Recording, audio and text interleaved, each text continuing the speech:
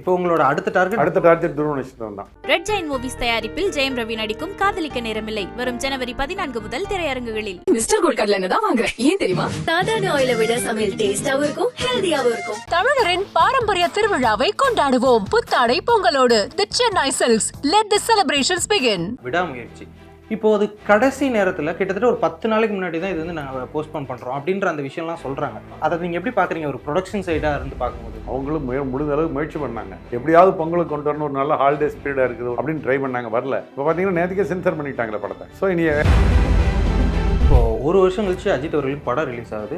அதே 3 மாதம் கேப்லேயே இன்னொரு படம், தொடர்ந்து 2 படம் ஒரே வருஷத்தில் அவர் ரொம்ப நாள் கழிச்சு இப்போ தான் கொடுக்குறாரு அஜித் அவர்கள். அது எந்த அளவுக்கு நீங்கள் பாசிட்டிவாக பார்க்குறீங்க? அது எங்களுக்கு ஓகே. அவர் ஆக்சுவலாக வந்து பார்த்தீங்கன்னா விடாமுயற்சி வந்து போன ஆகஸ்ட் செப்டம்பர்லேயே வர்ற மாதிரி தான் முதல் பிளான் பண்ணாங்க.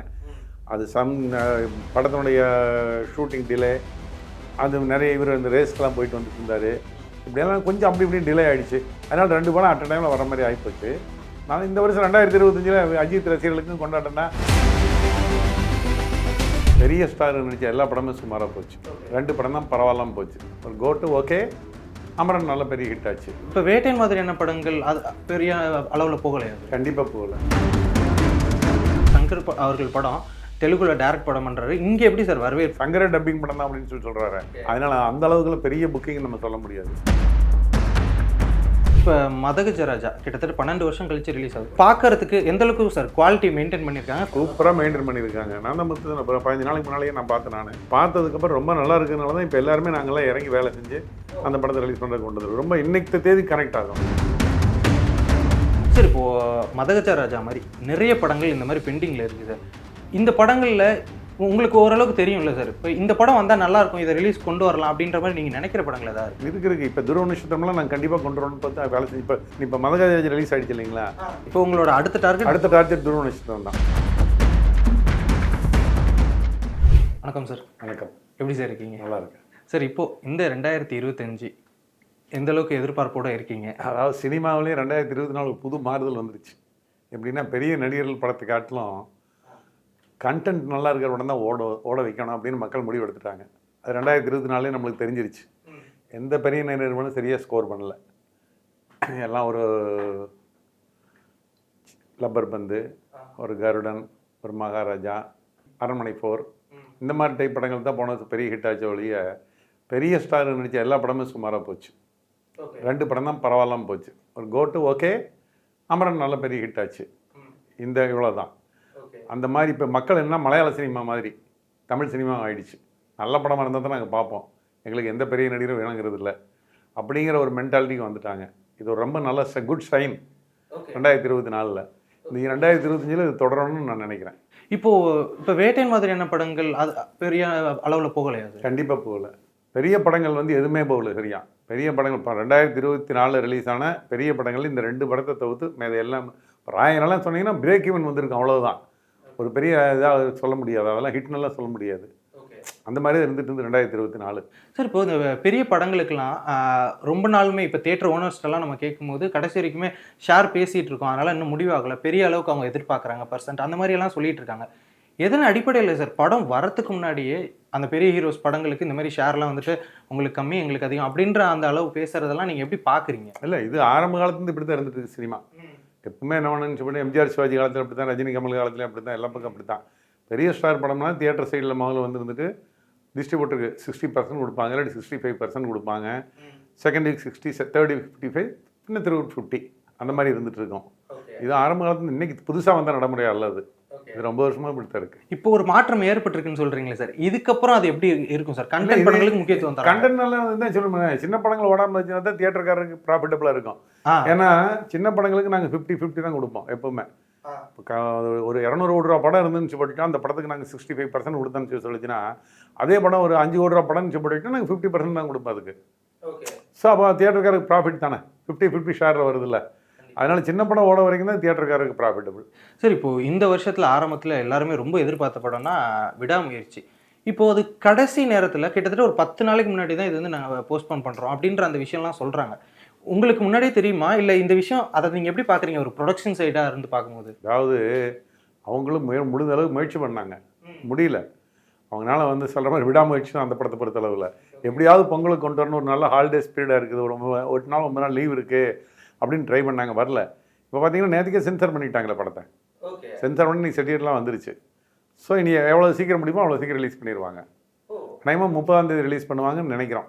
ஜனவரி 30 அந்த மாதிரி தான் பிளான் பண்ணி வச்சிருக்காங்க அவங்க. இப்போ இது வந்திருக்கு அப்படின்னா அவங்க பொங்கல் ரேஸ்லேயே கூட கொஞ்சம் இருந்திருக்கலாம். இல்லை, முடியாது. ஏன்னா ஓவர்சீஸ்லாம் டெலிவரி கொடுக்கணும் இல்லைங்களா? ஓவர்சீஸ்லாம் ஒரு வாரத்துக்கு முன்னாலே சென்சாருக்கு அனுப்பணும். நிறைய வேலையெல்லாம் இருக்குது. அது லாஸ்ட் மினிட்ல அவங்க செய்ய முடியாது. இன்னும் ஒரு பெரிய படம் ஆல் ஓவர் வேர்ல்டு ரிலீஸ் பண்ண அவங்க ஆசைப்படுவாங்க. ஸோ அதெல்லாம் பண்ணும்போது இந்த ஷார்ட் கேப்பில் பண்ண முடியாது. இந்த ஜான் 10th வந்துட்டு விடாமுயற்சி இல்லைன்னு சொன்னோன்னே ஏகப்பட்ட படங்கள் உள்ளே வந்திருக்கு. அதன் வருகையை நீங்கள் எப்படி பார்க்குறீங்க? இது இப்போ பொதுவாக அப்படி தான், ஒரு பெரிய படம் வரையிலாம் ஒரு 4 சின்ன படங்கள் சரி ரிலீஸ் பண்ணிக்கலான்னு. அப்புறம் இந்த மாதிரி ஃபெஸ்டிவல் டேஸ் நம்மளுக்கு கிடச்சிருக்குது, நல்லபடியாக ரிலீஸ் பண்ணலாம் அப்படின்னு சொல்லி.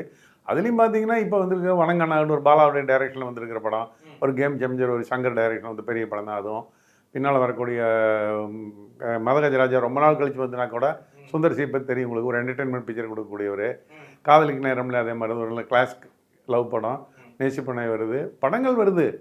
நம்ம ஏதாவது ஒரு பெரிய படத்துக்கு வந்துன்னு சொன்னால் 700-800 ஸ்க்ரீன் கொடுக்குன்னு சொல்லிட்டோம்னா, இப்போ இந்த மாதிரி ஒரு 3 படம் வரும்போது ஒரு 300 ஸ்க்ரீன் 3 படத்துக்கு கொடுப்போம். அதனால் ஃபில்அப் ஆகிக்க ஒன்றும் பிரச்சனை இல்லை. இப்போ அதுதான் சரி. இப்போ ஒரு 1500 1200 தேட்டர் இருக்குது தமிழ்நாட்டில் அப்படின்னா, ஒரு 2 படம் பெரிய படம் வந்துட்டு அதுக்கப்புறம் சின்ன படம் ஒரு 2 படம் வந்தால் ஓகே. இப்போ தருணமும் வருது, இப்போ நேசிப்பாயா வருது. அப்படிங்கும்போது காதலிக்க நேரமில்லை எந்த அடிப்படையில் நீங்கள் பிரிப்பீங்க ஃபஸ்ட்டு? அது ஒரு 2 நாளைக்கு அப்புறம் மாறுமா இதெல்லாம்? ஆமாம், 2 நாளைக்கு அப்புறம் கண்டிப்பாக மாறி. எப்படின்னு சொல்லிட்டுனா படத்தினுடைய ஸ்டாண்டர்ட் அனுசரிச்சு ஷோஸ் நம்பர் ஆஃப் ஷோஸ் மாற்றுவாங்க தியேட்டர் சைடு. இப்போ வந்து ஓப்பனிங்கில் வந்து பார்த்தீங்கன்னு சொல்லிட்டுச்சுன்னா எல்லாம் இப்போ இது ஒரு பெரிய சௌரி இருக்குது எங்களுக்கு. இந்த தடவை 10ஆம் தேதி கேம் சேஞ்சர் வணங்கான்னு வந்துடுது, சண்டே ஒரு படம் வருது மதகஜராஜா, திருப்பி செவ்வாய்க்கிழமை தான் படம் வருது. ஸோ எங்களுக்கு படத்தினுடைய ஸ்டாண்டர்ட் தெரிஞ்சிடும். நாளைக்கு ரிலீஸ் ஆகிற படங்கள் 2 நாள் தெரிஞ்சிடும், இந்த அளவுக்கு இருக்குது என்ன தெரிஞ்சிடும். நல்லா இருந்ததுன்னா அதுக்குள்ள ஷோஸ் ரைஸ் பண்ணிக்குவோம், கம்மியாக இருந்ததுன்னா ஷோஸ் குறைச்சிக்குவோம். அதே மாதிரி சண்டே ரிலீஸ் ஆகுது படம், அதனால அதுனா மணி ஜோஸ் ஜாஸ்தியாகும். ஸோ 2 நாள் தள்ளி வரும்பொழுது இன்னும் கொஞ்சம் ஈஸி. ஒரே நாளில் 6 படம் வந்து தான் ஷோ எப்படி கொடுக்குறேன்னு யோசிப்போம். இப்போ அந்த பிரச்சனை இல்லை, அது பாட்டில் போயிடும். எந்த படத்துக்கு சார் ரொம்ப முக்கியத்துவம் இப்போ இந்த பொங்கல் ஃபெஸ்டிவல்? அது வந்து ரிலீஸ்க்கு அப்புறம் தான் நாங்கள் சொல்ல முடியும். இன்றைக்கி தேதிக்கு எல்லா படத்துக்கும் ஒரு நல்ல படம் தான்.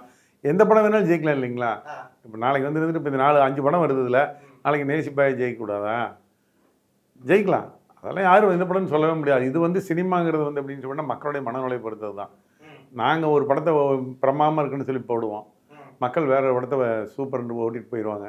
நாங்கள் ஒன்றுமே பண்ண முடியாது. புக்கிங்ஸ் வந்து இப்போ சங்கர் அவர்கள் படம் தெலுங்குல டைரக்ட் படம் பண்ணுறாரு, இங்கே எப்படி சார் வரவேற்பு? அது அவங்களே டப்பிங் படம்னு சொல்லிட்டாங்களே, சங்கரே டப்பிங் படம் தான் அப்படின்னு சொல்கிறாரு. ஓகே, அதனால் அந்த அளவுக்குள்ள பெரிய புக்கிங் நம்ம சொல்ல முடியாது. ஓகே புக்கிங் தான். இப்போது நீங்கள் முதல் நாள் இந்த இதுக்கு தேட்டர் அதிகமாக ஒதுக்கி இருக்கோம் அப்படின்னு ஒன்று இருக்கும்ல சார். இப்போ மக்கள் முடிவு பண்ண போகிறாங்க எதுக்கு வேறு, பட் தேட்டர் ஓனர்ஸாக எந்த படத்தை ரொம்ப நம்பியிருக்கீங்க? இந்த படம் இது அப்படி தான், நம்பிக்கைங்கிற இடத்துக்கு இடமே கிடையாது. இப்போ ஆர்டிஸ்ட் வந்து பார்த்தீங்கன்னா இந்த 4 படமே ஒரு ஸ்டாண்டர்டு இருக்கிற மாட்டேன் தான். கேம் சேஞ்சர் ஆகட்டும், மதகஜராஜாவாகட்டும், வணங்கான் ஆகட்டும், அடுத்து வர்ற காதலிக்கு நான் நடிச்சு, இந்த 4மே ஆர்டிஸ்ட் படம் தான். ஒன்று ஜெயம் ரவி நடிச்சிருக்காரு, ஒன்று அருண் விஜய் நடிச்சிருக்காரு, இன்னொன்று சுந்தர் சி படத்துக்கு வந்து விஷால் நடிச்சிருக்காரு. ஸோ எல்லாருமே அது ஒரு சங்கர் படம் பிரம்மாண்டமாக, ஒரு மகேஷ் பாபு இருந்தால் கூட தெலுங்கு படம் சங்கருங்கிற ஒரு பிராண்ட் இருக்குது. ஸோ இது எல்லாத்துக்குமே ஈக்குவல் தியேட்டர் தான் இன்றைக்கி கொடுத்துருக்கு ஓப்பனிங்கில். அது ரன்னிங்கில் தான் வந்து தியேட்டர் எப்படி மாறுங்கிறது தெரியும் ஒழிய, ஓப்பனிங்கில் 4 படத்துக்கும் ஈக்குவல் ஸ்க்ரீன்ஸ் தான் கொடுத்துருக்கோம். இப்போ மதகஜராஜா கிட்டத்தட்ட 12 வருஷம் கழிச்சு ரிலீஸ் ஆகுது. கண்டென்ட் வைஸ் அது ஓகே, பட் ஒரு பிக்சர் குவாலிட்டியாக இருக்கட்டும், மேக்கிங் வைஸாக இருக்கட்டும், பார்க்கறதுக்கு எந்த அளவுக்கு சார் குவாலிட்டி மெயின்டைன் பண்ணியிருக்காங்க? குவாலிட்டி எதுவும் என்ஹான்ஸ் பண்ணியிருக்காங்களா? மெயின்டைன் பண்ணியிருக்காங்க. நான் தான் 15 நாளைக்கு முன்னாலேயே நான் பார்த்தேன். நான் 15 நாள் 1 மாதத்துக்கு மேலே இருக்குன்னு நினைக்கிறேன். நான் பார்த்ததுக்கப்புறம் ரொம்ப நல்லா இருக்கிறதுனால தான் இப்போ எல்லாருமே நாங்கள்லாம் இறங்கி வேலை செஞ்சு அந்த படத்தை ரிலீஸ் பண்ணுறது கொண்டு வந்துடும். ரொம்ப இன்னைக்கு தேதி கனெக்ட் ஆகும் அந்த படம். நீங்கள் இப்போ பார்த்தீங்கன்னா ஃப்ரெஷ்ஷாக இருக்கிற மாதிரி தெரியும். அந்த படத்தில் ஒரு பெரிய ப்ளஸ் அப்படின்னா, சந்தானம் ஏறக்குறைய ஒரு 4-5 வருஷமாக ஹீரோவாக நடிச்சிட்டு இருக்காரு. இந்த படத்தில் த்ரூ அவுட் காமெடினா வருவார், விஷால் கூடயே ட்ராவல் பண்ணுவார். மனோபாலா எக்ஸ்ட்ரானரியாக பண்ணியிருக்காரு. இந்த பக்கம் திரும்ப நீங்கள் சொல்லிட்டுனா மணிவண்ணன் சார் அவருடைய இதில் அது பண்ணியிருக்காரு. ஆர்யா ஒரு சின்ன கைமி ரோலில் வராரு. ஸோ இப்போ இதெல்லாமே இருக்கும்போது படம் அவங்க ஹீரோயின்ஸ் பார்த்தீங்கன்னு சொல்லிட்டுனா, ஒரு பக்கம் வரலட்சுமி சரத்குமார், அஞ்சலி ஒரு பக்கம் இருக்காங்க. கிளைமேக்ஸ் சாங்கில் வந்து ஒரு சாங் ஒன்று பிரமாதமாக பண்ணியிருக்காங்க. பாட்டு எல்லா பாட்டுமே ரொம்ப நல்லா இருக்குது. ஸோ இன்றைக்கி அந்த படம் ஃப்ரெஷ்ஷாக தான் தெரியுது. நாளைக்கு நீங்கள் ரிசல்ட் பார்த்தீங்கன்னா தெரிஞ்சுக்குவீங்க, ஞாயிற்றுக்கிழமை நீங்களா சொல்லுவீங்க எல்லாருமே, இல்லை நல்ல என்டர்டெயின்மெண்ட் படமாக இருக்குது அப்படின்னு சொல்லி. சார் இப்போது மதகஜராஜா மாதிரி நிறைய படங்கள் இந்த மாதிரி பெண்டிங்கில் இருக்குது சார். இந்த படங்களில் உங்களுக்கு ஓரளவுக்கு தெரியும்ல சார், இப்போ இந்த படம் வந்தால் நல்லா இருக்கும், இதை ரிலீஸ் கொண்டு வரலாம் அப்படின்ற மாதிரி நீங்கள் நினைக்கிற படங்கள் ஏதாவது இருக்கா? இருக்கு. இப்போ துருவ நட்சத்திரம்லாம் நான் கண்டிப்பாக கொண்டு வரணும்னு பார்த்தா வேலை செஞ்சு இப்போ மதகஜ ரிலீஸ் ஆகிடுச்சு இல்லைங்களா, எங்களுடைய ஃபெடரேஷன் நாங்கள்லாம் சேர்ந்து என்ன பண்ணி அடுத்து இதெல்லாம் வந்து எல்லாருடைய கூட்டு முயற்சியாக அந்த படம் வெளியே வர்றதுக்கு. அதே மாதிரி ஒரு துருவ நட்சத்திரம் பண்ண போகிறோம். கூப்பிட்டு உட்கார வச்சு பேசி அது எப்படி என்ன அதில் என்னென்ன பிரச்சனை இருக்குது. இப்போ சப்போஸ் என்ன காரணம் சொன்னால் ஃபைனான்சியல் ட்ரபிள்னால தான் அந்த படங்கள்லாம் நிற்கிது. இப்போ நாங்கள் என்ன பண்ணுறோம், நாங்கள் அந்த படத்துக்கு யாராருக்கு பணம் வரணுமோ அவங்களெல்லாம் கூப்பிட்டு உட்கார வச்சு பேசுகிறோம். சார் இந்த மாதிரி ரொம்ப நாளாக கிடப்பிலே இருக்குது, இந்த படம் வந்து போட்டுட்டுனா ஒரு 30-40 கோடி ரூபா வெளியில் வரும். இப்போ உங்களுக்கு ஒரு 2 கோடி ரூபா உங்களுக்கு பணம் வரணும்னா உங்களுக்கு ஒரு 60 லட்சமோ 80 லட்சமோ கைக்கு வரும். ரிலீஸ் பண்ணுறதுக்கு பர்மிஷன் கொடுங்க அப்படின்னு எல்லாத்திட்டையும் நாங்கள் பேசுவோம் அசோசியேஷன் சார்பில். எல்லோரும் சரி ஓகே ரொம்ப நாளாக சும்மாவே இருந்துகிட்டு இருக்குது, ஏதோ வர்றது வரட்டும் அப்படின்னு எல்லாருமே ஒத்துக்குவோம். நாங்கள் ஒத்துக்கிட்டு படத்தை எல்லோரும் சேர்ந்து ரிலீஸ் பண்ணுவோம். வர்றதை டிவைட் பண்ணி வச்சுக்குவோம். ஓகே, இப்போ உங்களோட அடுத்த டார்கெட் துருவ நட்சத்திரம் தான் சார். இப்போ டேரக்டர் இப்போ சுந்தர்சி அவர்கள் எந்த அளவுக்கு தேட்டர் ஓனர்ஸ் ஃப்ரெண்ட்லி, ஏன்னா அவர் பாட்டு சைலண்டாக வருஷத்துக்கு ஒரு படம் கொடுத்துட்றாரு, அந்த படம் வந்துட்டு மிகுந்த லாபம் அடையுது அப்படின்ற மாதிரி நிறைய பேர் சொல்லி கேள்விப்படுறோம். சுந்தர்சி அவர்களுக்கும் உங்களுக்குமான அந்த நட்பு ஏதாவது இருக்கா? சுந்தர்சி இருக்குன்னு பற்றி வெளியில் சொல்லவே முடியாது, அந்த அளவுக்கு இருக்குன்னு நாங்கள் 2 பேர். எப்படின்னா அவருடைய முதல் படம் முறைமாமன், அவருடைய முதல் டைரக்ட் பண்ண படம்.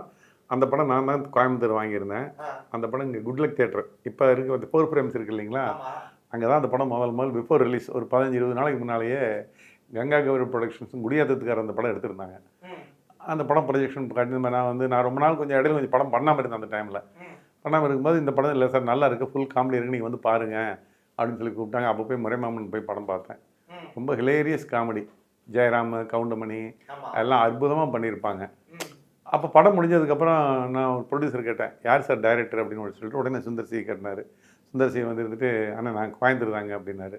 அப்படியே தம்பி ரொம்ப பிரமாதமாக பண்ணியிருக்கீங்க, அவ்வளோ வெரி குட் ஃபியூச்சர் இருக்குது உங்களுக்கு அப்படின்னு அன்றைக்கே சொன்ன. நீ சுந்தர்சி கேட்டான்னு சொல்லுவார். இன்றைக்கி வரைக்கும் சுந்தர்சி வந்து அது அன்றைக்கி ஆரம்பித்ததுலேருந்து இன்றைக்கி வரைக்கும் எல்லா விதமான விஷயம் ஏதோ ஒன்று பிரச்சனை எதாக இருந்தாலும் சரி கண்டிப்பாக என்னை பர்சனலாக கூப்பிட்டு கேட்பார், என்ன பண்ணுறீங்க என்ன இதுன்னு சொல்லிட்டு நானும் சொல்லுவேன். இன்னும் சொல்லப்போனால் ஃபினான்ஸ் ரீதியாக சுந்தரசி சொல்லுவார், அண்ணா நான் உங்களை பார்த்தா வளர்ந்தேன், நீங்கள் எப்படி நடந்துக்கிறீங்களோ அதே மாதிரி பர்ஃபெக்டாக நடக்கணும்னு நான் ஆசைப்பட்றேன் நான் அப்படின்னு சொல்லி நிறைய தடவை சொல்லுவார். இன்றைக்கி வரைக்கும் அவரும் அதே மாதிரி தான். ரொம்ப ஃபைனான்ஷியல் டிசிப்ளினான ஆசாமியாக அவர் பக்காவாக இருப்பார். ஒருத்தர்கிட்ட வாங்கினாலும் கரெக்டாக கொடுப்பாரு, கரெக்டாக வர செலவு பண்ணுவார். ஒரு படம் ஆரம்பித்தாலும் பக்காவாக ஷூட் போய் பக்காவாக முடிச்சு கொடுப்பாரு, அனாவசியமாக செலவு வைக்க மாட்டார். அப்புறம் பார்த்தீங்கன்னா அவருடைய பட்ஜெட் படங்கள் அவர் பெரிய ஆர்டிஸ்ட் பற்றிலாம் அவர் போக மாட்டார். அவர் வந்து நீங்கள் வந்து அவர் பண்ண பெரிய ஆர்டிஸ்ட் மாதிரி தான் அருணாச்சலம் ரஜினி சார் வச்சு பண்ணார், கமல் சார் வச்சு அன்பேசிவம் பண்ணார். இந்த மாதிரி ஏதாவது 1-2 படங்கள் தான் ஒரு பெரிய ஆர்டிஸ்ட் வச்சு சொல்ல முடியும் ஒழிய மற்றபடி எல்லாமே அவர் கைக்கு அடக்கமான ஆர்டிஸ்ட் வச்சு தான் படம் பண்ணுவார். எப்போவுமே அவர் பொதுவாக வந்து அவர் வந்து தன்னுடைய படத்தினுடைய கண்டென்ட்டை தான் நம்பி படம் பண்ணுவார். நிறைய படம் அதுக்கு அவர் கை கொடுத்துருக்குது, பெரிய ஹிட் கொடுத்துருக்காரு. அப்புறம் இடையில கொஞ்சம் என்ன பண்ணார், ஹீரோவாக பண்ண ஆரம்பித்தார் ஒரு 5-6 வருஷம். அந்த டைமில் அவர் டைரக்ட் பண்ணல, ஒன்று ஹீரோவாகவே பண்ணிட்டு இருந்தார். அப்புறம் நமக்கு அது செட் ஆகாதுன்னு தெரிஞ்சுன்னா பழையபடி டைரக்ஷன் வந்துட்டார். அவ்வளோதான். ரொம்ப நல்ல டைப்பு, எல்லாத்துக்கு மேலே வந்துருந்துட்டு வியாபார ரீதியாக ஒரு நல்ல ஒரு கமர்ஷியல் வியாபாரி, யாருக்கும் எந்த விதமான தொந்தரவும் கொடுக்க மாட்டார். நல்ல அதான் சொன்னேன், என்னை பொறுத்தவரை ஒரு பிரதர் மாதிரி தான். நம்ம எது சொல்லிச்சினாலும் சரிங்கண்ணே அப்படிங்கிற மாதிரி தான் நடந்து இன்னைக்கு வரைக்கும் போயிட்டுருக்காரு. சார் இப்போது நிறைய சஜஷன்ஸ், அப்புறம் வந்து இப்போ நீங்கள் நிறைய டேரக்டர்ஸை மீட் பண்ணலாம், நடிகர்களை மீட் பண்ணும்போது உங்கள்கிட்ட சில பேர் கேட்பாங்க அந்த சைடு எப்படி போயிட்டுருக்கு அப்படிங்கும்போது நீங்கள் ஒரு சஜஷனாக பர்சனலாலாம் சொல்லுவீங்களா? நீங்கள் அதெல்லாம் எப்போவுமே சொல்லுவோம். இன்றைக்கி இல்லை, ஆரம்ப காலத்துலேருந்தே நான் 79 சினிமாவுக்கு வந்தேன். 80-82 காலகட்டங்கள்லாம் பார்த்தீங்கன்னா அப்போ தான் ரஜினி சார் கமல்லாம் மேலே வர்றாங்க. அப்போ அதுக்கப்புறம் வந்து கொஞ்சம் காலகட்டத்தில் பார்த்தீங்கன்னா விஜய் அஜித் வர ஆரம்பித்தாங்க.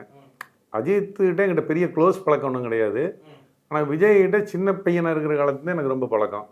அவரோட ஆரம்ப கால படங்கள் ஏதாவது ஒரு புகவனக்காகட்டும், ஒரு துலா மணந்துள்ளாகட்டும், ஒரு பிரியமானவளாகட்டும், அதெல்லாம் இருக்கும்போது எப்போவுமே விஜய் வந்து அப்போ வந்து இன்னும் சொல்லப்போனால் அந்த டைமில் வந்து மொபைல் ஃபோன் கூட கிடையாது. அப்போ அவர் என்ன பண்ணுவார்னா பிரியமான மேலே வரும்போது மொபைல் அப்போ தான் வந்திருக்குன்னு நினைக்கிறேன். அதுக்கு முதல் காலகட்டங்கள் ரசிகர்கள்லாம் வரும்போது மொபைல் ஃபோன் கிடையாது, லேண்ட்லைனில் கூப்பிடணும். லேண்ட்லைனில் உடனே வந்துடுவார். லைனில் வீட்டில் கூப்பிடுவாங்க, எப்படி இருக்குன்னு கேட்பாரு. அது எஸ்ஏ சந்திரசேகர் சார் நானும் ரொம்ப க்ளோஸ் ஃப்ரெண்ட்ஸு. அவருடைய படங்கள் எல்லாமே நான் தான் கோயம்புத்தூர் ரிலீஸ் பண்ணுவேன். அப்போ சார் வந்துட்டு எப்படி போகுது, என்ன ஏது என்னன்னு சொல்லலாம் க்ளீனாக கேட்பார். இன்னும் சொல்ல போனால் பூவே உனக்காக முதல் வந்து 100 days ஃபங்க்ஷன் வந்து கோயம்புத்தூரில் வச்சுருந்தேன். அப்போ விஜய் வந்து அப்கமிங் ஆர்டிஸ்ட்டு. அந்த படம் வரும்போது அந்த படம் தான் அவருக்கு ஒரு பெரிய ஹிட்டு. அப்போ அந்த படத்துக்கு வந்து விஜய் அது படத்தில் வச்ச அத்தனை நடிகர்கள் எல்லாத்தையும் கோயம்புத்தூர் வரவழைச்சு ஒரு பெரிய கிராண்ட் ஃபங்க்ஷன் வச்சேன். அந்த ஃபங்க்ஷனில் இருக்கிற அந்த ஆடியன்ஸுடைய ரெஸ்பான்ஸ் பார்த்துட்டு நான் அப்பயே சொன்னேன், இல்லை தம்பிக்கு பெரிய எதிர்காலம் இருக்குது அப்படின்னு ஒன்று சொல்லிட்டு. அதே மாதிரி தான் அவருடைய அதுக்கு அடுத்த படங்கள் துல்லாத மனந்துல்லா ஆகட்டும், சூப்பர் குட்டில் பண்ண எல்லாம் லவ் டுடேவாக ஆகட்டும், எல்லாம் லைனாக ஹிட் படங்கள் தான் பண்ணிகிட்டே இருந்தார். எல்லாம் அந்த டைம்லலாம் வந்து ரெகுலராக கூப்பிடுவார், எப்படி இருக்கு என்னன்னு. ரஜினி சார் பற்றிலும் கேட்க வேண்டியதில்லை, எப்பவுமே கேட்பார். படம் எப்படி இன்றைக்கி இப்போ கடைசியில் இப்போ தர்பாரெல்லாம் ரிலீஸ் ஆக வரைக்குமே கூப்பிட்டு கேட்பார், எப்படி இருக்கீங்க, என்ன இது படம் எப்படி இருக்குது, எப்படி போகுது, மக்கள் எப்படி ரசிக்கிறாங்க. இதெல்லாம் வந்து இவங்களே எப்படின்னு சொல்லிட்டுனா இப்போ தியேட்டருக்காரங்கிற வியூவில் நம்மகிட்ட கேட்குறது தான், வேற ஒன்றும் கிடையாது. இப்போ தியேட்டர் சைடு எப்படி ரெஸ்பான்ஸுங்கிறது தியேட்டர் ஓனர் கேட்டால் தான் தெரியும் இல்லைங்களா. அப்போ நாங்கள் வந்து சொல்லுவோம், இந்த மாதிரி இப்படி இருக்குது அப்படி இப்படின்னு சொல்லுவோம். அதெல்லாம் ஆரம்பத்தில் நிறைய டைரக்டர் அதே மாதிரி விக்ரமன் வந்து எப்போ பார்த்தா இப்போ கூட இப்போ விக்ரமன் வந்து பெருசாக படங்கள் டைரக்ட் பண்ணலைன்னா கூட ஒவ்வொரு வாரம் விக்ரமன் கூப்பிடுவார், சார் படம் எப்படி சார் போயிட்டுருக்கு, அந்த படம் எப்படி சார் போயிட்டுருக்கு, இந்த படம் எப்படி, ஜஸ்ட் தெரிஞ்சுக்கிறதுக்காக. அது மாதிரி எல்லா டைரக்டர்கள் நடிகர்கள் எல்லாருமே வந்துட்டு அவங்களுடைய படங்கள் எப்படி இருக்குங்கிற பொறுத்தளவில் இன்றைக்கி வரைக்கும் கேட்டு தான் இருக்காங்க. இப்போ நான் கொஞ்சம் வந்து டிஸ்ட்ரிபியூஷன் மற்றதெல்லாம் வந்து ரொம்ப குறைச்சிக்கிட்டதுனால பெருசாக கனெக்ட் ஆகிறதில்ல. இந்த ஒரு 20-25 வருஷமாக ஃபீல்டில் எல்லாருமே கேட்டு இது பண்ணுவாங்க. இன்னும் சொல்ல போனால் பாலச்சந்தர் சொல்லுவார், படம் போட்டால் இருந்துச்சு போட்டுனா படம் ப்ரொஜெக்ஷன் பார்த்தேன்னு இருந்துச்சு போட்டுனா படம் முடிஞ்சு வெளியில் வரும்போது எப்படியா இருக்குது அப்படின்னு கேட்பார். சுமாராக இருக்குதுன்னா நீ சுமாராக இருக்குன்னு சொல்லிட்டீங்களா, படம் சூப்பர் ஹிட்டே அப்படின்பாரு. ஒரு கிண்டல் பண்ணுவார். ஏன்னா அவருடைய பாலச்சந்தர் சாருடைய படம் வந்து வானமே இல்லை, அந்த படத்தை பார்த்துட்டு எனக்கு அந்த படம் ரொம்ப சுமாராக இருக்குது சார் அப்படின்னு சொன்னேன். அப்புறம் சூப்பர் டூப்பர் ஹிட் ஆச்சு. அதுக்கப்புறம் ஃபங்க்ஷன் வச்சு ஈரோட்டில் ஃபங்க்ஷன் வச்சு எல்லாம் 100 டே ஃபங்க்ஷன் பாலச்சந்தர் சார் அந்த டீமே எல்லாம் வந்தாங்க. அப்போ அந்த ஸ்டேஜ்லேயே சொன்னார், சுப்பிரமணியம் இந்த படத்தை பார்த்து போட்டு ரொம்ப சுமாராக இருக்குன்னு சொன்னார், இன்றைக்கி சூப்பர் ஹிட் ஆகிடுச்சு, அதனால் இனிமேல் சுப்பிரமணியத்துக்கு முதல்ல படம் போட்டு காட்டிடுவேன், அவர் நல்லா இல்லைன்னா தான் அந்த படம் ஓடும் அப்படின்னு கிண்டல் பண்ணார். அந்த மாதிரி அதாவது சிலதெல்லாம் எல்லாருடைய கணிப்பும் வந்து சக்ஸஸ்ன்னு சொல்ல முடியாது. எத்தனையோ படங்கள் வந்து டிஸ்ட்ரிபியூட்டர் தியேட்டருக்காரெல்லாம் பார்த்து போட்டு நல்லா இல்லைம்மா நாங்கள், ஆனால் மக்கள் பார்த்துட்டு சூப்பர் டூப்பர் ஹிட்டும்பாங்க. நாங்கள் நல்லா இருக்குன்னு சொல்கிற படத்தை மக்கள் ஒன்றும் வேலைக்கு ஆகாது அப்படிம்பாங்க. இது ரசனைகள் வந்து வித்தியாசப்படுது சினிமாவில். அதனால தான் என்ன பண்ணுறாங்கன்னா இங்கே ப்ரொஜெக்ஷன் வர ரிப்போர்ட் யாருமே நம்புறதில்லை. இப்போ நீங்கள் படிச்சிருப்பீங்கன்னு நினைக்கிறேன். முதல் மரியாதை படத்தை வந்து பார்த்து போட்டு இளையராஜா சாரே சொன்னார், என்னையா படம் எடுத்து வச்சுருக்கேன், இந்த படம் ஓடவே ஓடாது அப்படின்னு சொல்லி கேள்விப்பட்டிருக்கீங்கல்ல. அதே முதல் மரியாதை படம் வந்து ப்ரொஜெக்ஷன் பார்த்துட்டு நான் முதல் வந்து இங்கே மேனா தியேட்டர் இருந்தது, இங்கே இந்த ரோட்டில் ஏவிஎம்டைய தியேட்டர், இப்போ சரவண பவனாக இருக்குது. அந்த தியேட்டரில் படம் பார்த்து போட்டு நான் பார்த்து போட்டு எனக்கு ரொம்ப பிடிச்ச அந்த படம் எக்ஸ்ட்ரானரி ஹிட் ஆகுன்னு சொல்லிட்டு அப்போ வந்து கேவி கந்தசாமின்னு ஒரு எம்எல்ஏ இருந்தார், ஏடிஎம்கே எம்எல்ஏ. அவர் கோயம்புத்தூர் இருந்தார். அவர் இப்போ நிறைய தமிழ் படம் வாங்குவார், ஆர்எம்பி சார் படம்லாம் அவர் தான் ரிலீஸ் பண்ணுவார். அப்போ நான் தமிழ் படம் வாங்க மாட்டேன். அப்போ அவர்கிட்ட போய் சொன்னேன், இந்த மாதிரி ஆனால் படம் ரொம்ப சூப்பராக இருக்குங்க அப்படின்னு. எப்போ சிவாஜி சார் அவ்வளோ குண்டாக இருக்கார், எப்படிப்பா அந்த படம் நல்லா இருக்குங்கிற, நீங்கள் வந்து பாருங்கள் அப்படின்னு. நைட்டு பார்த்துட்டு அவர் எந்தெந்த ஏரியா பேலன்ஸ் இருக்குது, கேரளா, திருநெல்வேலி, கோயம்புத்தூர் எல்லாத்தையும் நான் வாங்கிறேன், எல்லாத்தையும் வாங்கினார். படம் சூப்பர் ஹிட் ஆச்சு. இப்போ ராஜா சார் வந்து சினிமாவில் ஒரு எத்தனையோ படங்கள் பார்த்துருக்காரு. அப்படிப்பட்ட அவர்னாலே வந்து இருந்துட்டு முதல் மரியாதை ஓடுன்னு கணிக்க முடியல. இது வந்து ஒரு கணிக்க முடியாத ஒரு தொழில். பிஃபோர் ரிலீஸ் யாருமே இப்போல்லாம் சொல்லுவாங்க, படம் ஓடுனதுக்கப்புறம் எனக்கு முதல்ல தெரியும் இந்த படம் ஓடுன்னு. ஓடுனதுக்கப்புறம் சொல்லக்கூடாது, பிஃபோர் ரிலீஸ் சொல்லணும். அதுதான் சினிமா.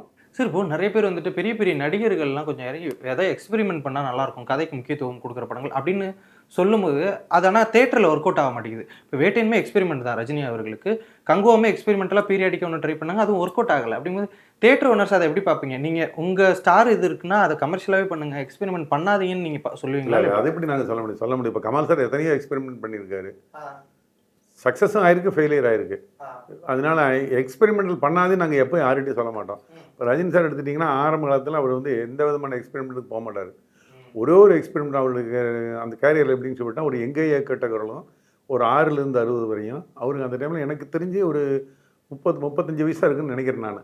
6லேருந்து 60 வரை எங்கேயே கேட்டெல்லாம் வரும்போது 40க்குள்ளே இருக்கும். அப்போ அவர் 60 வயசு கிழவனாக நடித்தார் அந்த படத்துலலாம், ரெண்டுலேயும்.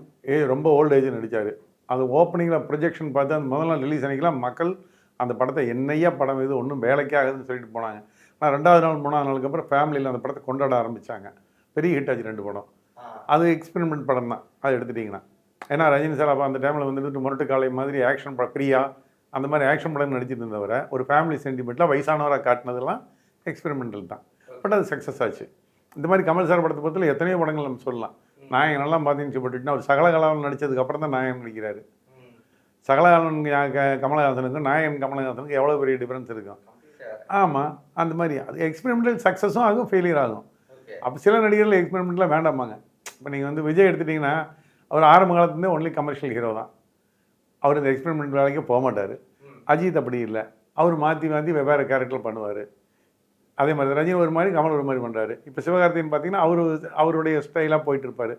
விஜய் சேதுபதி பார்த்தீங்கன்னா வில்லன் நடிக்கிறாரு, கேரக்டர் ரோல் நடிக்கிறாரு. இந்த மாதிரி ஒரு காலகட்டத்தில் ஒரு நடிகர்கள் வந்து அந்த மாதிரி மாறுபட்ட நடிப்பு கொடுப்பாங்க. இப்போ சிவகார்த்திகேயன் அவர்களோட அந்த அமரன் திரைப்படம் மிகப்பெரிய ஒரு வெற்றி அப்படின்ற ஒரு விஷயம் எதிர்பார்த்தீங்களா? அந்த படம் பார்க்கும்போது இல்லை அந்த படத்தோட வெற்றி நீங்கள் எப்படி சார் பார்க்குறீங்க? போன வருஷம் பார்க்கும்போது நாங்கள் இப்போ தியேட்டரில் பார்க்கறதுக்கப்புறம் எங்களுக்கு வெற்றின்னு தெரிஞ்சிருச்சு.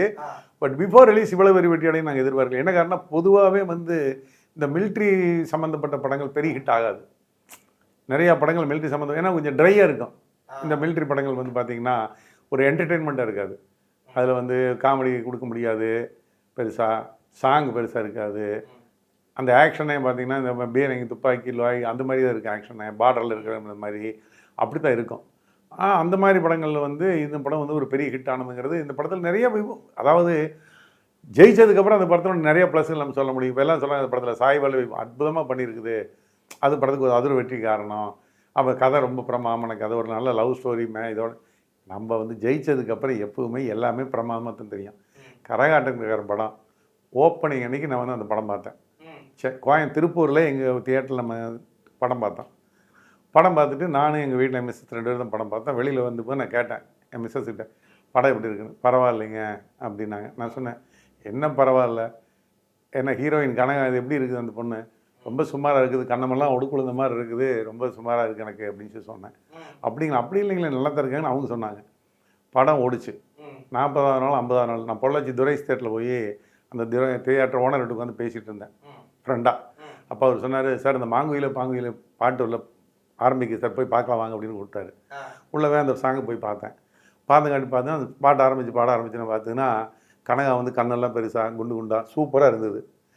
முதல் நாள் பார்த்தீங்கன்னா கண்ணமெல்லாம் ஒடுக்கணும் கனகா, 50ஆவது நாள் பார்த்தா சூப்பராக. ஏன்னா படம் சூப்பர் ஹிட் ஆகணும், எல்லாமே ப்ளஸ்ஸாக தெரியுது. இதுதான் சினிமா. ஒரு ஹிட் படம் பார்த்தீங்கன்னா அதில் எல்லாமே ப்ளஸ்ஸாக தெரியும். காமெடி இருக்குது, சாங் இருக்குது சார், அப்படி இருக்குது சார், இப்படி இருக்குது சார்னு எல்லாருமே புகழ்ந்து பேசுவாங்க. அதே சுமார் படம்னு சொல்லிட்டிங்கன்னா இந்த படத்தில் ஒன்றுமே இல்லை சார், அது அப்படி ட்ரையாக இருக்குது, இது வந்து சினிமாவுடைய சாவக்கேடு. நல்லா ஓடுச்சுன்னா அதனுடைய இதை பூரா அப்படி இப்படின்னு சொல்லுவாங்க. இதே படம் பார்க்குறதுக்கு முன்னே ரிலீஸுக்கு முன்னாலேயே பார்க்குறவங்க நம்ம சில நாங்களே சொல்லுவோம் அற்புதமாக இருக்குது அப்படின்னு. அங்கே தியேட்டரில் போய் மக்கள் அந்த படத்தை வந்து எடுத்து அக்கடை போட்டாங்கன்னு சொல்லிட்டுன்னா ஆமாம் இந்த படத்தில் ஒன்றும் இல்லைங்கிறது எனக்கு முதலே தெரியும். அந்த மாதிரி கணிக்கவே முடியாத ஒரு தொழில் சினிமா. சார் இப்போது சூர்யா அவர்களுக்கு தொடர்ந்து வந்து அவருக்கு வெற்றி படங்கள் கொடுத்தது வந்து கடைசியாக ஓடிடியில் தான். தியேட்டரில் வந்துட்டு பெரிய வெற்றி இப்போ ரீசெண்டாக அவர் பார்க்கல, இது வந்துட்டு அவர் அஃபெக்ட் பண்ணிருச்சு, அவர் ஓடிடியில் கொடுத்ததுனால இப்போ தேட்டர் ஓப்பனிங்ஸ் வந்து அஃபெக்ட் பண்ணியிருக்கு அப்படின்றாங்க. அப்படி அஃபெக்ட் பண்ணுதா? அவருக்கு ஓப்பனிங் இருந்துச்சா கங்கோட்டை? ஒரு அஃபெக்டும் பண்ணாது. நாளைக்கு சிங்கம் மாதிரி இன்னொரு படம் அவர் பண்ணாருன்னு வைங்க, அட்டகாசம் பின்னிட்டு எடுத்துகிட்டு போகுது படம். கண்டென்ட் தாங்க ஹீரோங்கிறது. அந்த எல்லா ஹீரோவும் எப்பவுமே சக்ஸஸும் கொடுப்பாங்க, ஃபெயிலியரும் கொடுப்பாங்க. நீங்கள் உடனே 2 படம் ஓடலின்னு சொல்லிட்டு இந்த ஹீரோ அவ்வளோதான் முடிஞ்சாரு அப்படின்னு. இப்போ சிவகார்த்திகேயன் எடுத்துட்டீங்கன்னு சொல்லிட்டுனா இந்த டான், அது இந்த டாக்டர் வந்து இல்லைங்களா, டாக்டருக்கு முன்னால் வந்து 2-3 படம் சுமாராக தான் போச்சு வந்தது. டாக்டர் ஓடணுன்னா ஆஹா சிவகார்த்திகேயன் பழைய வீடு ஃபார்முக்கு வந்துட்டாரு அப்படின்னாங்க. அதுக்கு அடுத்தாப்புல ஒரு படம் வந்து கொஞ்சம் சுமாராக போய் அதுக்கு அடுத்த படம் வெற்றி அடைஞ்சுன்னா சிவகார்த்திகேயன் விஜய் ரேஞ்சுக்கு வந்துட்டாரு அப்படிம்பாங்க. இது வந்து சினிமாவில் வந்து ஒரு ஸ்டாண்டர்டுங்கிறதே கிடையாது. எல்லா நடிகர்களுக்கும் அதாவது கதை நல்லபடியாக பிடிச்சி கேரக்டர் கரெக்டாக அவங்களுக்கு சூட் ஆச்சுட்டோம் பெரிய ஹிட் ஆகும். சூர்யாவுக்கு வந்து அந்த மாதிரி அமையும். இப்போ வரக்கூடிய பார்த்தீங்கன்னா ரெட்ரோ வருது இல்லைங்களா, ரெட்ரோல் ட்ரெய்லரை பார்த்தா ரொம்ப சூப்பராக தான் இருக்குது. ஏன்னா அவரும் கொஞ்சம் கமர்ஷியலாக இருக்கணும்னு ஆசைப்படுவார். அந்த மாதிரி இதே சூர்யா நடிச்சதான் காக்காவாகட்டும், சிங்கம் 1 ஆகட்டும், சிங்கம் 2 ஆகட்டும், எத்தனையோ படங்கள் நம்ம சொல்ல முடியும் கமர்ஷியல் ஹிட்னு ஒன்று சொல்லிட்டு ஆச்சுங்களா. கஜினி எல்லாம் எடுத்துகிட்டு சொல்லிட்டா பெரிய சூப்பர் டூப்பர் ஹிட் ஆச்சு. அந்த சூர்யா தான் இப்போ 2-3 படம் போகலன்னா அவ்வளோதான், ஒரு ஃபார்மில் இல்லை அப்படின்னு நம்மளே பேசிக்கிறோம். இதில் ஃபார்முங்கிறதுல ஒன்றும் கிடையாது.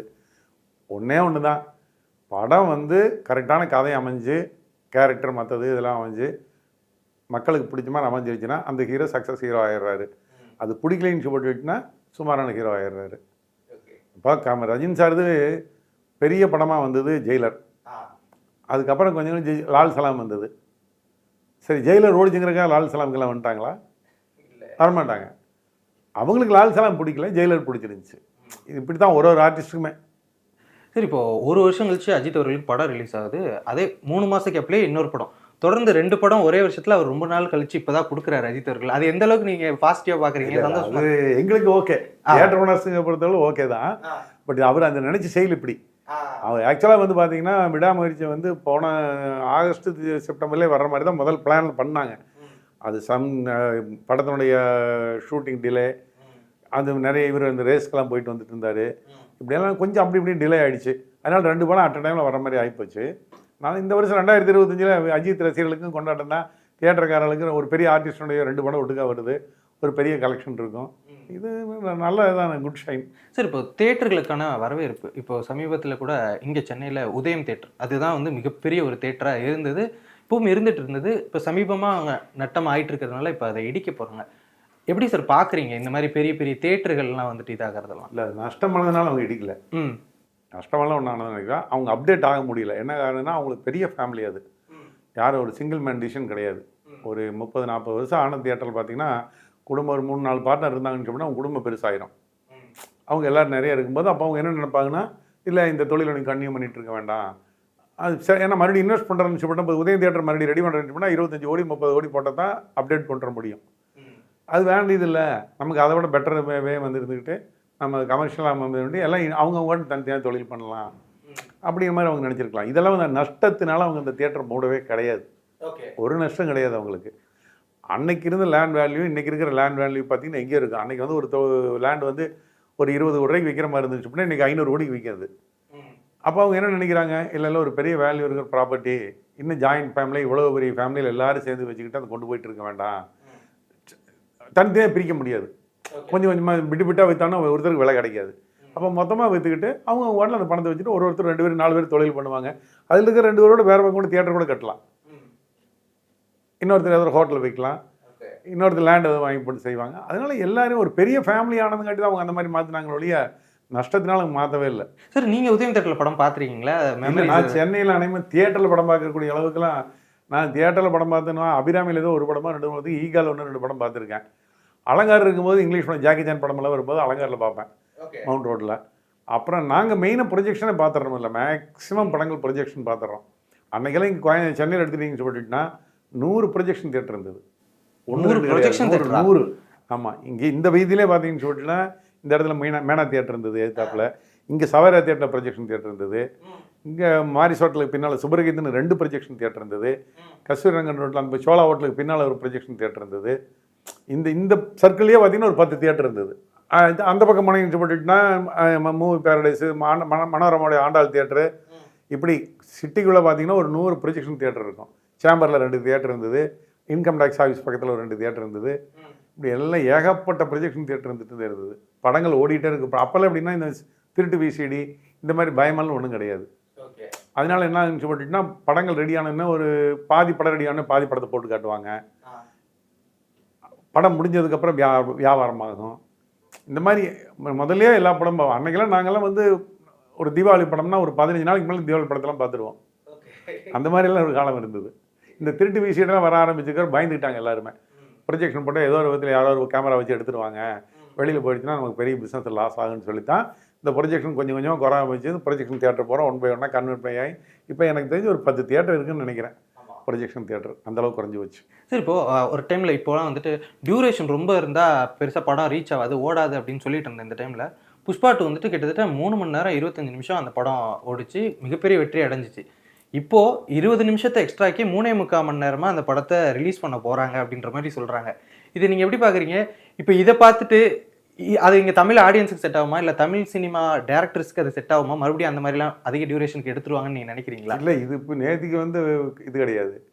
ஏற்கனவே வந்து இந்தியில் வந்து ராஜ்கபூர் வந்து சங்கம்னு ஒரு படம் எடுத்தார். பைஜந்திமாலாம் ராஜ்கபூர்லாம் நடித்த படம். அந்த சங்கத்துக்கு இன்ட்ரோலே 2 இன்ட்ரோல். ஏன்னா ஒரே மாதிரி ஒரு இன்ட்ரோல் விட்டு படத்தை பார்த்தா ரொம்ப போர் அடிக்கணும்னு சொல்லிட்டு 2 இன்ட்ரோல் விட்டாங்க. அதே மாதிரி அவர் மேரானம் ஜோக்கர்னு ஒரு படம் எடுத்தார், அதே ராஜ்கபூர். இங்கே தமிழ்நாட்டில் எக்கச்சக்கமான தியேட்டரில் படம் போட்டாங்க. அந்த படமெல்லாம் அதுக்கு 2 இன்ட்ரோல் தான். 4.5 மணி நேரம் படம் ஓடும். அதனால் என்ன பண்ணால் 1.5 மணி நேரத்துக்கு ஒரு இன்ட்ரோல், மறுபடியும் 1.5 மணி நேரத்துக்கு ஒரு இன்டர்வல், அப்புறம் ஒரு படம், இப்படி இருந்தது. அதனால் இது ஒன்றும் புது இது கிடையாது. பட் அது ஒரு காலகட்டம். அன்றைக்கி வந்து சினிமா என்டர்டெயின்மெண்ட்டில் படம் அந்தளவுக்கு சுறுசுறுப்பாக இருக்குது. சங்கமெல்லாம் பார்த்தீங்கன்னா சூப்பர் டூப்பர் ஹிட்டு, சாதாரண ஹிட்னெல்லாம் சொல்லக்கூடாது, அப்படியெல்லாம் ஓடிச்சு. மேரானம் ஜோக்கர் வந்து உலக அளவில் பேசப்பட்ட படம். அந்த மாதிரி ஒரு படங்கள் அதெல்லாம். அப்படி இருந்த காலத்துல போய் மறுபடியும் கொஞ்சம் கொஞ்சமாக இங்கிலீஷ் படம் மாதிரி 2.5 மணி நேரம், நாடகம் மணி நேரம் எடுத்துட்டிங்கன்னா 3.5 மணி நேரம் ஓடும். நாடகம் 3.5 மணி நேரம் ஓடும். அது பெரிய ஹிட்டு தான். அதுக்கப்புறம் 3 மணி நேரமாகி 2.5 மணி நேரமாகி 2 மணி நேரத்துக்கு வர ஆரம்பிச்சிச்சு. ஏன்னா மக்கள் இப்போ பத்திரிகையில் படிக்கிற மாதிரி தான் தொடர்கதை வாசிச்சுட்டு இருந்தாங்க. அதுக்கப்புறம் சிறுகதைன்னு சின்ன வச்சுக்காங்க. அதுக்கப்புறம் ஒரு பக்க கதைன்னு வந்தது. அதுக்கப்புறம் ஒரு சின்ன ஒரு வரிக்கதைகள் 4 வரிக்கதைகளுக்கு வர ஆரம்பிச்சிச்சு. அதே மாதிரி தான் சினிமாவும் 4 மணி நேரம் ஓடி 3.5 மணி நேரம் ஓடி 3 மணி நேரம் ஓடி. அப்போ தான் இப்போ நம்ம உடை எடுத்தும் போது பெல் பாட்டம் ஒரு ஸ்டைலாக இருந்துகிட்டு இருந்தது. அப்புறம் டைட் பண்ண வந்தது. இப்போ பழையபடி இந்த பெல் பாட்டத்துக்கு போவாங்க போல் இருக்கு மக்கள். ஓகே, அந்த மாதிரி தான் சினிமாவும். Okay okay okay. நிறைய விஷயங்கள் பகிர்ந்துக்கிட்டீங்க. உங்களுடைய நேரத்திற்கும் கருத்திற்கும் நன்றி சார். நன்றி. ரெட் ஜெயின் மூவிஸ் தயாரிப்பில் ஜெயம் ரவி நடிக்கும் காதலிக்க நேரமில்லை வரும் ஜனவரி 14 முதல் திரையரங்குகளில். மிஸ்டர் கோல்ட் கடலை எண்ணெய் தான் வாங்குறேன். ஏன் தெரியுமா? சாதாரண ஆயிலை விட சமையல் டேஸ்டாவும் இருக்கும், ஹெல்தியாவும் இருக்கும். தமிழரின் பாரம்பரிய திருவிழாவை கொண்டாடுவோம் புத்தாடை பொங்கலோடு. The Chennai Silks. Let the celebrations begin.